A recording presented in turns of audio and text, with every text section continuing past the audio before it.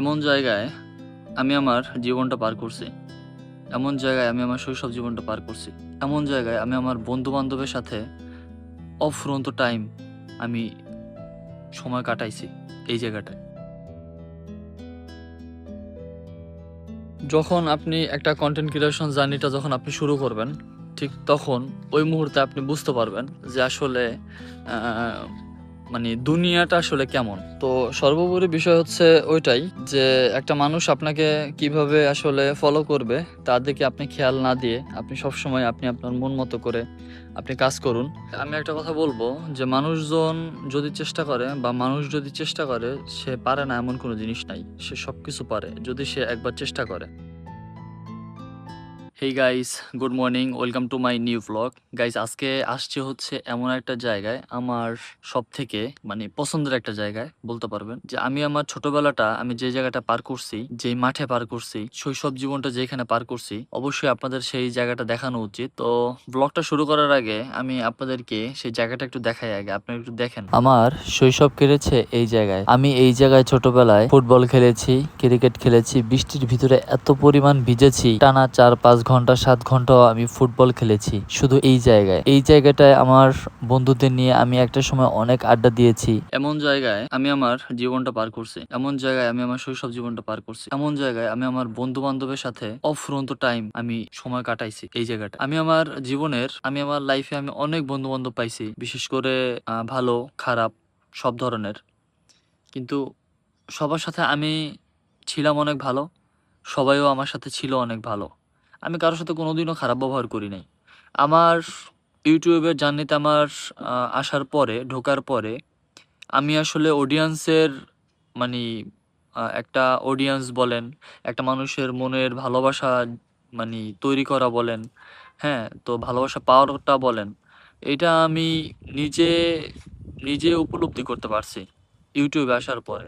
কারণ একটা মানুষ যখন আমার একটা ভিডিও যখন সে পঞ্চগড় থেকে দেখে, যখন একটা ভিডিও যখন সে আমার ৬৪ জেলার এমন একটা জায়গা থেকে দেখে যে জায়গাটা আমি চিনিও না।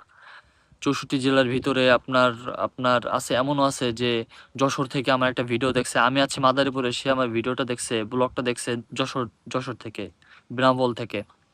সে আমার ভিডিও দেখে, সে আমার ব্লগ দেখে সে আমাকে বলছে যে, "আপনার এটা ব্লগটা আমার কাছে অনেক ভালো লেগেছে।"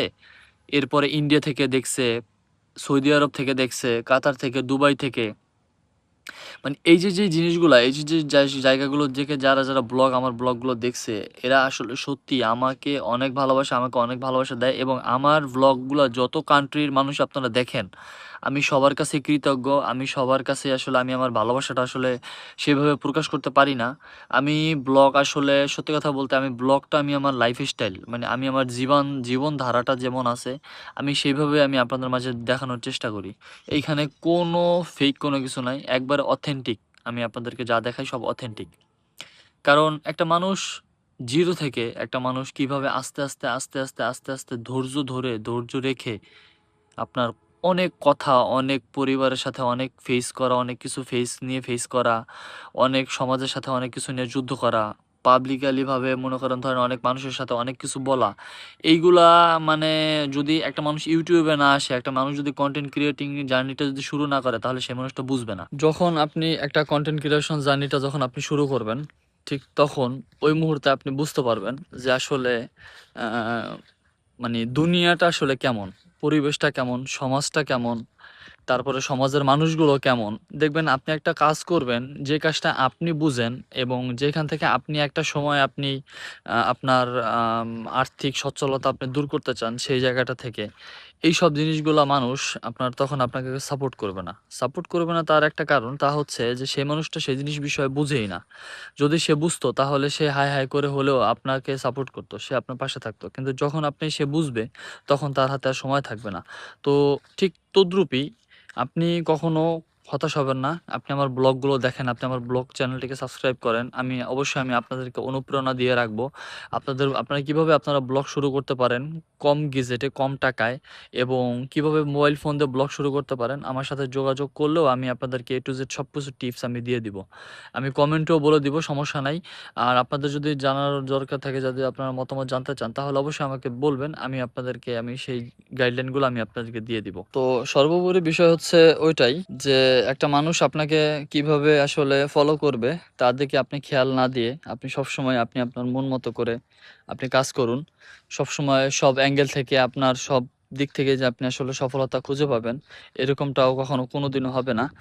আর সত্যি কথা বলতে কি জানেন, মানুষজন কোথায় কোন দিকে কিভাবে সফলতা পাবে এটাও সে কখনো কোনোদিনও জানে না। বাট আপনার সব দিক থেকে আপনার চেষ্টা করতে হবে যে আপনি আসলে কোন দিক থেকে আপনি সফলতাটা পাবেন। তবে আমি একটা কথা বলবো যে মানুষজন যদি চেষ্টা করে বা মানুষ যদি চেষ্টা করে, সে পারে না এমন কোনো জিনিস নাই। সে সবকিছু পারে যদি সে একবার চেষ্টা করে। তবে কন্টেন্ট ক্রিয়েটিং এর সময়ে, কন্টেন্ট ক্রিয়েটিং এর যুগে আপনাকে অনেক মানুষ অনেক অবহেলা করবে, আপনাকে অনেক মানুষ অনেকভাবে টিটকারিমূলকভাবে আপনার সাথে কথা বলবে, আপনাকে নিয়েও কথা বলবে, আপনাকে নিয়ে সমালোচনা করবে। আপনি তাদের কথা শুনবেন না, আপনি তাদের কথায় আপনি সায় দিবেন না। দিলে আপনি আপনার ক্যারিয়ারটাকে আপনি নষ্ট করে ফেলবেন। বাট আমি বলবো যে যারা আসলে আপনারা নতুন করে ব্লগ চ্যানেল শুরু করতে চান, যদি আপনারা আমার ব্লগ দেখেন, আমার ব্লগ চ্যানেলটির যদি আপনি প্রথম থেকে ভিডিওগুলো দেখেন, তাহলে আপনারা A to Z আপনারা সবকিছু বুঝে যাবেন যে কিভাবে প্রথম ব্লগটা আমি স্টার্ট করছিলাম আর এখন আমি কিভাবে কথাগুলো আমি বলতেছি। তো যাই হোক, সর্বোপরি কথা হচ্ছে যে আপনারা সবাই আমাকে সাপোর্ট করবেন, আমার ব্লগ দেখবেন। দেখলে আপনারা অনেক কিছু শিখতে পারবেন, জানতে পারবেন, ব্লগ চ্যানেল স্টার্ট করতে পারবেন। তো সবাই ভালো থাকবেন। আসসালামু আলাইকুম।